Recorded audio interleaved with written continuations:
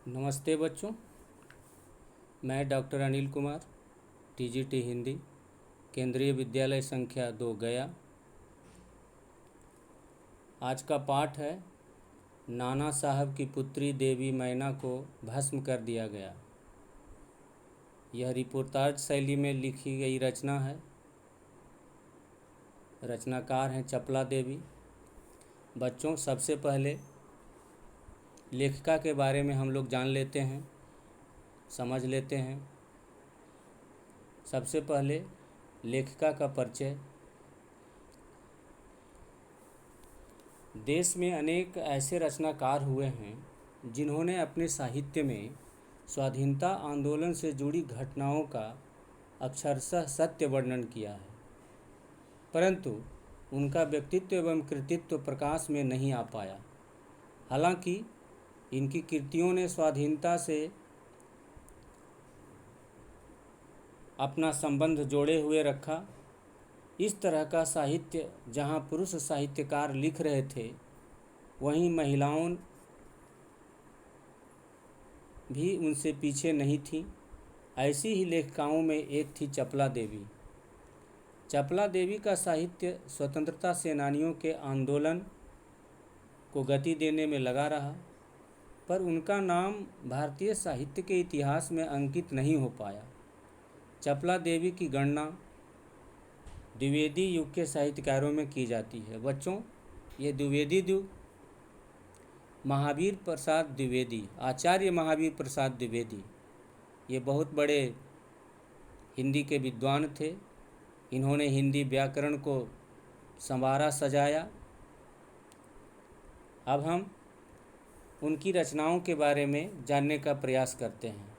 बच्चों, यह एक बहुत बड़ी विडंबना है कि जिस लेखिका के बारे में हम पढ़ना और पढ़ाना चाह रहे हैं, उनकी रचनाओं के बारे में अभी तक कोई जानकारी नहीं है, कोई रचनाएं उपलब्ध नहीं हैं। साहित्यिक विशेषताओं के बारे में हम लोग बातचीत करेंगे। बच्चों, चपला देवी के साहित्य में स्वतंत्रता आंदोलन के अछूते पक्ष को उठाया गया है। वह उस समय के जनमानस द्वारा किए गए संघर्ष को हमारे सम्मुख इस तरह प्रस्तुत करता है कि एक एक पल की घटना हमारी आँखों के सामने सजीव हो उठती हैं। बच्चों, ऐसा लगता है कि जो घटनाएं पहले घटी हैं वो आज सामने आ गई हैं। भाषा शैली पर हम लोग विचार कर लें। चपला देवी की भाषा में हिंदी गद्य के प्रारंभिक रूप का दर्शन होता है। इनकी भाषा बिल्कुल सरल, सजीव तथा प्रभावकारी है। इनकी भाषा में तत्सम शब्दावली की बहुलता है। संवाद शैली के प्रयोग से भाषा प्रभावी बन गई है। बच्चों, तो ये चपला देवी के बारे में हम लोगों ने जाना, समझा। अब मैं पाठ की ओर चलता हूँ।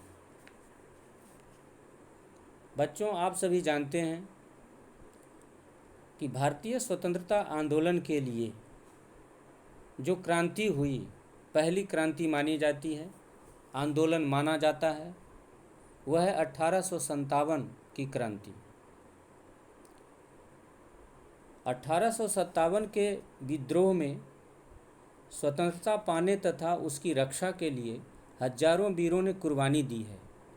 इस पाठ में नाना साहब की पुत्री मैना देवी के बलिदान की कहानी है, जिसे अंग्रेज़ों ने नाना साहब को न पकड़ पाने के बाद प्रतिशोध स्वरूप जलती आग के हवाले करके अपनी क्रूरता की सारी सीमाएं पार कर दी थीं।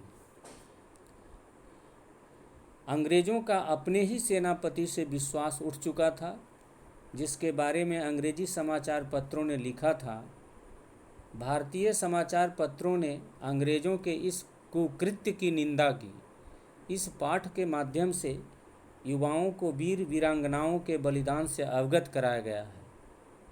बच्चों, इस पाठ को जब आप पढ़ेंगे या कोई भी नई पीढ़ी के लोग पढ़ेंगे तो निश्चित रूप से उसके अंदर भारतीयता की भावना, राष्ट्रीयता की भावना, अपने देश के प्रति प्रेम की भावना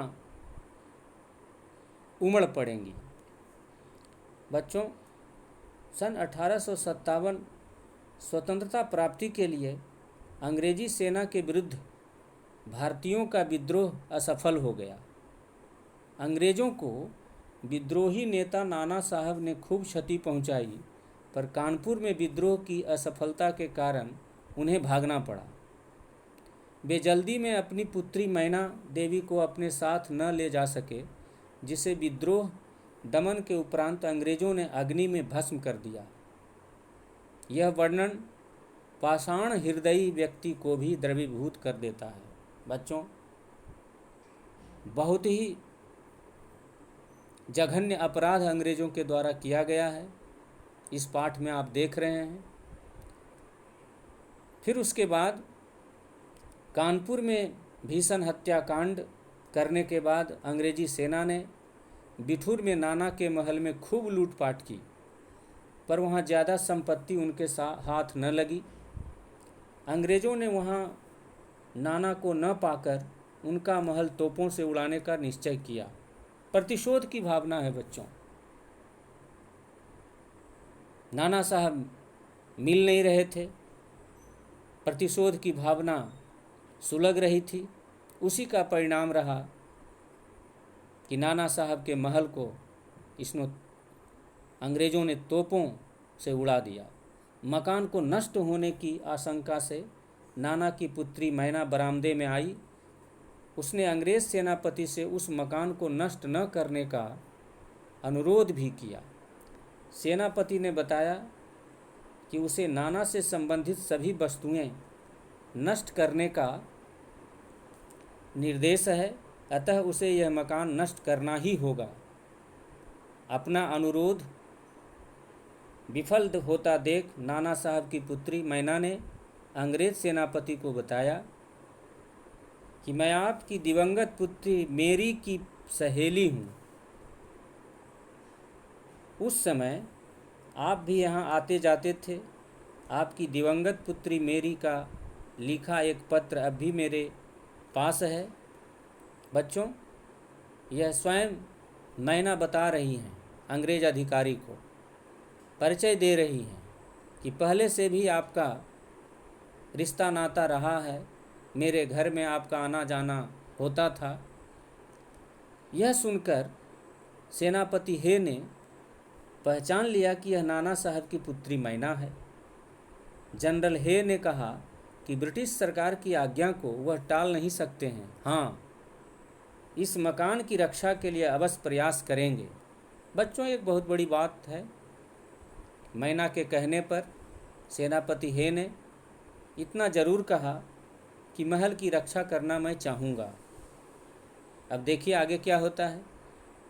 उसी समय वहाँ प्रधान सेनापति जनरल आउटरम आ गया और उसने अब तक नाना का महल न गिराने का कारण पूछा। जनरल हे ने आउटरम से वह मकान बचा लेने का अनुरोध किया। आउटरम ने इसे असंभव बताया और कहा कि गवर्नर जनरल की अनुमति के बिना यह संभव नहीं है।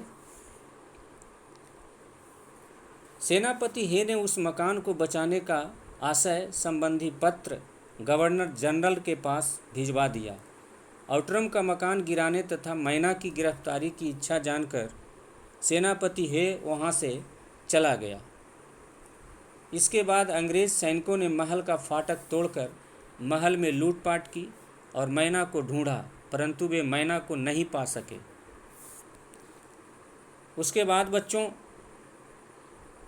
शाम के समय तक लॉर्ड कैनिंग द्वारा भेजा गया जवाब आ गया कि नाना का प्रत्येक स्मृति चिन्ह तक मिटा दिया जाए, कुछ बचना नहीं चाहिए। एक भी नाना साहब से संबंधित स्मृतियाँ मिट जानी चाहिए। इसके बाद क्या हुआ बच्चों? घंटे भर में तोप के गोलों से महल को ध्वस्त कर दिया गया। ब्रिटेन से निकलने वाले टाइम्स पत्र में एक लेख छपा इस घटना के बाद। उसमें क्या लिखा था?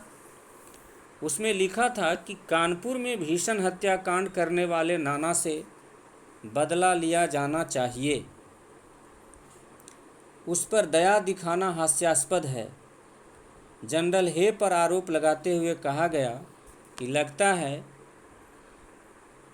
सर हे बुढ़ापे में उस महाराष्ट्रियन कन्या पर मोहित हो गए। नाना साहब का कोई भी संबंधी जहाँ कहीं मिले उसे मार डाला जाना चाहिए। नाना की पुत्री को सेनापति हे के सामने ही फांसी पर लटका दिया जाना चाहिए। इस प्रकार का फरमान आता है, आदेश आता है। उसके बाद समय बीतता जाता है।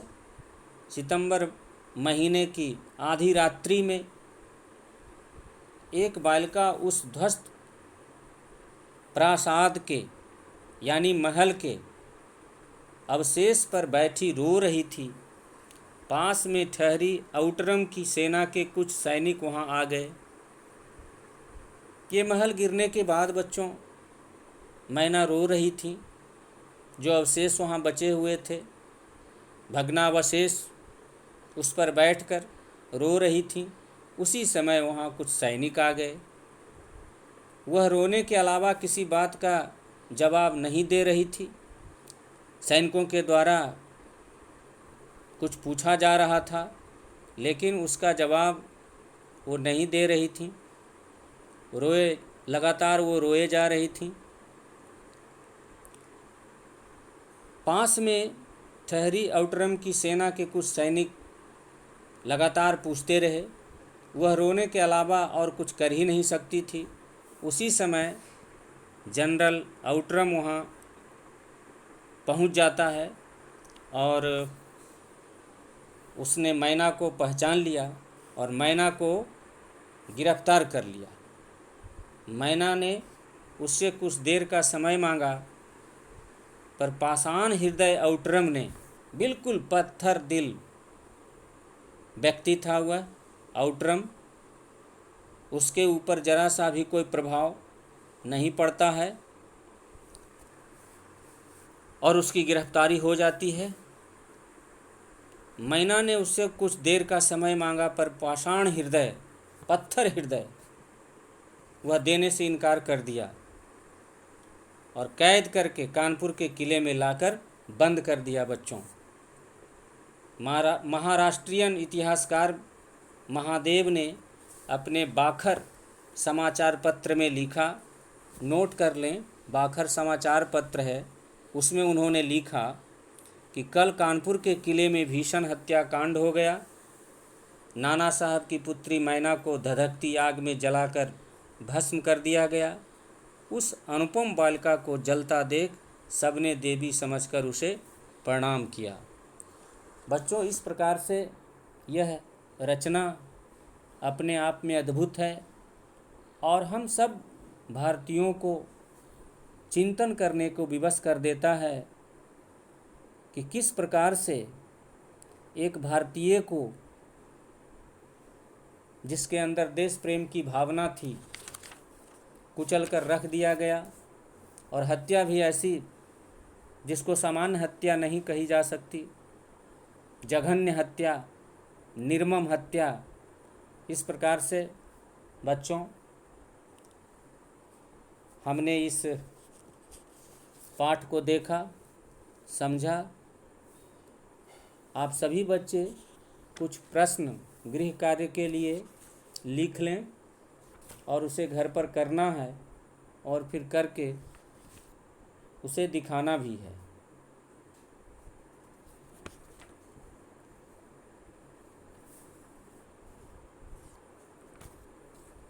प्रश्न संख्या 1, भाषा और वर्तनी का स्वरूप बदलता रहता है। इस पाठ में हिंदी गद्य का प्रारंभिक रूप व्यक्त हुआ है, जो लगभग 75-80 वर्ष पहले था।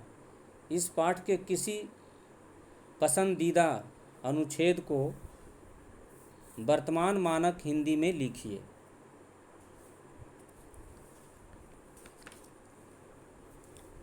प्रश्न संख्या 2, नाना साहब के महल में लूटपाट करने के बाद भी अंग्रेज नाना साहब के महल को क्यों नष्ट करना चाहते थे?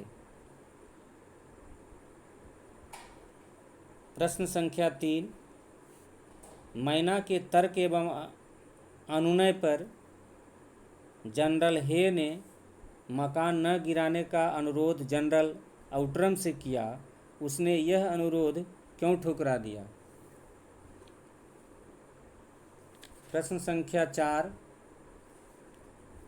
टाइम्स पत्र ने 6 सितंबर को लिखा था, बड़े दुख का विषय है कि भारत सरकार आज तक उस दुर्दांत नाना साहब को नहीं पकड़ सकी। इस वाक्य में भारत सरकार से क्या आशय है? प्रश्न संख्या 5, बालिका मैना के चरित्र की कौन कौन सी विशेषताएं आप अपनाना चाहेंगे और क्यों? बच्चों, फिर हम अगले कालांश में मिलेंगे। धन्यवाद।